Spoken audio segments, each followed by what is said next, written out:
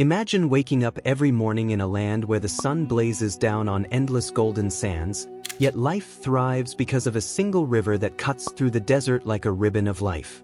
Ancient Egypt wasn't just pyramids and pharaohs. It was home to millions of ordinary people who built, farmed, prayed, and dreamed in ways both familiar and utterly foreign to us today.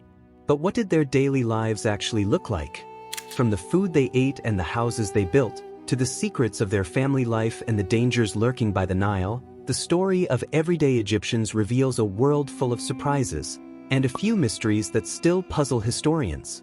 Today, we're stepping into those hidden chapters of history to uncover what life was really like in ancient Egypt. But as you'll see, the truth isn't quite as simple as the history books make it seem. Social structure and class divide. When most people imagine ancient Egypt's society, they picture a pyramid with neat layers of priests, scribes, soldiers, and farmers stacked one above the other. But the truth is far less tidy, and much more revealing. Egyptians didn't think in terms of upper, middle, or lower class the way we do today. Money as we know it didn't even exist. Instead, life was divided by blood, privilege, and freedom. At the very top stood the pharaoh, worshipped not just as a ruler, but as a living god. His family enjoyed unimaginable privilege simply because of their divine connection. Just beneath them were free citizens, which meant everyone from priests and scribes to traders, craftsmen, and farmers. They weren't equal, of course. Education, influence, and land ownership made a huge difference, but all were technically free. And then, at the very bottom, were the enslaved. Many were prisoners of war, stripped of rights, forced into labor, and living with no guarantee of security.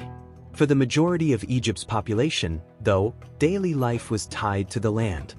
Farmers made up nearly 90% of the people, and through their work, Egypt was fed, taxes were paid, and temples were stocked with offerings. Without them, the grand monuments we marvel at today would never have existed.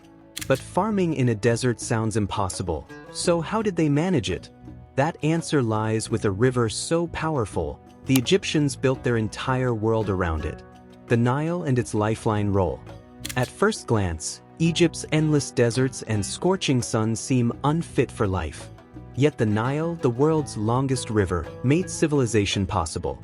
Each year its floods spread dark, fertile silt across the land, turning desert into farmland where wheat, barley, fruits, and vegetables could thrive. The river cycle was so steady that Egyptians built their calendar around it. Ake, the flooding season, Parait, the time for planting, and Shimu, the harvest. Survival depended on this rhythm, and when the waters came too weak or too strong, the results could be disastrous. But the Nile was never only a blessing. Crocodiles and hippos posed real dangers, and the same river that fed the fields also carried waste and disease. Life along its banks meant balancing gratitude with caution. Still, without the Nile, there would have been no Egypt. Its waters shaped farming, calendars, and daily survival in the desert. Work life of an Egyptian farmer shortened. For most Egyptians, life meant farming. But forget wages or weekends, there was no money, no coins, no days off. Instead, farmers were paid in bread, beer, and onions, trading their harvests for anything they couldn't make themselves. Wheat and barley were more than food, they were the currency of Egypt. Work was backbreaking, tied to the Nile's cycle. When the floods covered the fields, farmers were drafted into building temples or pyramids. The rest of the year, entire families worked the land together, plowing, planting, and guarding crops. And yes, cats came along too. Far from being just beloved pets, they were vital defenders of grain silos, chasing off rats and mice. In many ways, a farmer's world was hard, but it was also practical, efficient, and held together by family and tradition. How farming actually worked. Farming in Egypt was a family affair, carried out with simple but clever methods. If you owned land, you worked it. If not, you could rent fertile plots near the Nile, often controlled by temples or the state. When floodwaters receded, the cycle began. Men plowed with oxen or by hand, while women and children scattered seeds. Herds of sheep followed, burying them under their hooves. Irrigation was constant work. Without rain, crops relied on canals and an ingenious tool called the shaduf, a pole with a bucket and counterweight used to lift water from the Nile.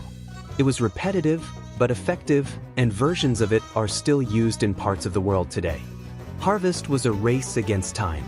Sons swung sickles through tall wheat while the rest of the family bundled the heads. Donkeys carried the crop to threshing floors, where animals trampled the grain loose.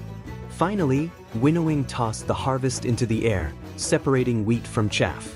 What survived the process became flour, bread, and, most importantly, life itself. Houses and daily living spaces.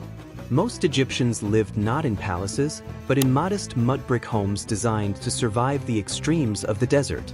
By day, temperatures could soar past 45 degrees, and at night they could plunge toward freezing.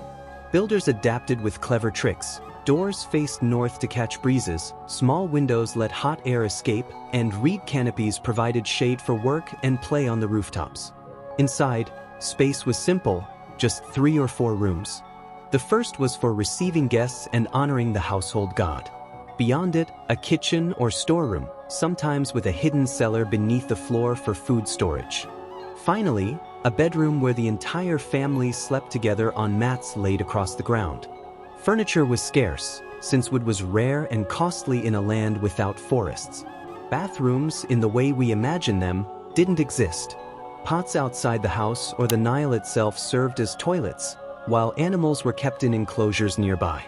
Grain silos rose beside the home like rounded domes, standing as silent reminders that survival depended on bread. Food, drink, and the Egyptian diet. Bread and beer formed the core of every meal. Bread came in many shapes, though often rough with sand or stone from grinding. Beer, thick and sweetened with dates, was drunk daily by all ages since it was safer than Nile water.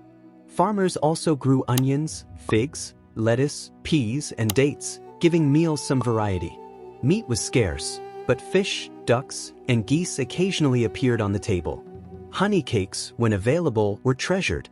Despite consuming nearly 3,800 calories a day, Egyptians stayed lean through constant hard work.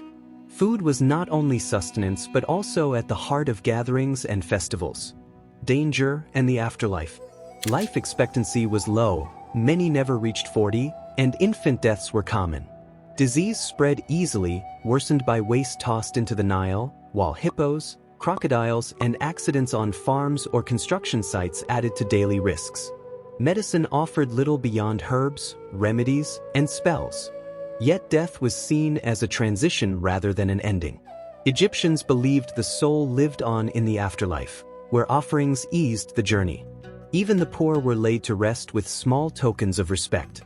In this way, though life was harsh and uncertain, traditions and family ensured that no one truly disappeared. Family, childhood, and free time.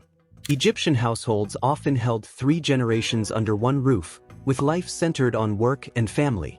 Education was rare. Most children followed their parents' roles, sons in trades and daughters at home or in the fields. Childhood included games, wrestling, and dancing, but by the early teens, boys labored beside their fathers and girls often married. Though free time was limited, families gathered on rooftops to sing, tell stories, and celebrate religious festivals. Life was harsh but sustained by small joys, shared meals, laughter in the fields, and the steady rhythm of the Nile. Ancient Egypt was not just temples and pyramids but farmers, families, and traditions passed down through generations. The true story lies in the everyday details, the games of children, the grain in silos, and the belief in life after death that carried the civilization for thousands of years.